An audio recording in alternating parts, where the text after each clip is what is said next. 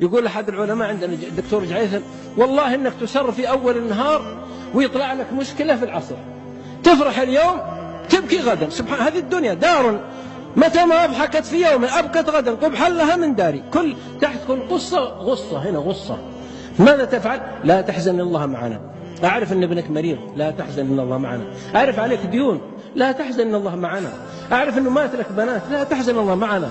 أعرف أنك شردت من بلدك ومات بعض أسرتك، خاصة في الشام، في سوريا، الله يفرج عنهم ويسترهم، في العراق، في غيرها من البلدان، الله يفرج عنهم ويسترهم، لا تحزن إن الله معنا. أعرف أن عندك مشكلة مع زوجتك، لا تحزن الله معنا. أعرف أن عندك ذنب ارتكبته، لا تحزن إن الله معنا. أنت موحد، ترى أنت مسلم. ما دام الجبهة هنا تصل هنا لا تخاف، ما دام جبهتك هذه تضرب في التراب لا تخاف.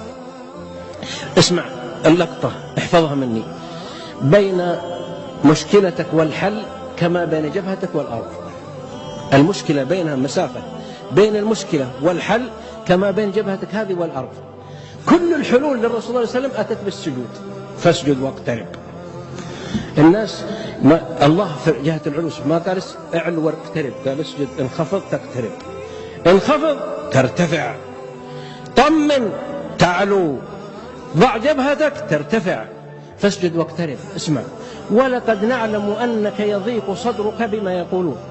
يقول علمنا أنه يضيق صدرك بما يقول الناس من الكلام، فسبح. وش العلاج؟ مش معنى الآية يقول الله لرسوله صلى الله عليه وسلم: إننا نعلم وندري أنك يضيق صدرك. بشر سبوه صلى الله عليه وسلم بأبي وأمي، قالوا شاعر. أعطوني سبة ما يكفي القرآن، وتقرأ نقرأ في صلاة الفريضة وفي التراويح سب الناس في الرسول صلى الله عليه وسلم، ويقرأها بأبي وأمي صلى الله عليه وسلم ويصلي بالناس وهو الإمام. قالوا عنه شاعر صانه الله ليس بشاعر، قالوا كاهن، قالوا كذاب صانه الله، قالوا ساحر، قالوا مجنون، قالوا مفتري، قالوا أساطير الأول اكتتبها. تقرأ علينا، تقرأ أنت في الصلاة ولك بكل حرف 10 حسنات زيادة. تقرأ أنت هذا الكلام لك بكل حرف 10 حسنات. ويسمع صلى الله عليه وسلم فيقول له ربه ويعلم النفس وما أخفت ولقد نعلم أنك يضيق صدرك بما يقولون. طيب وش الحل؟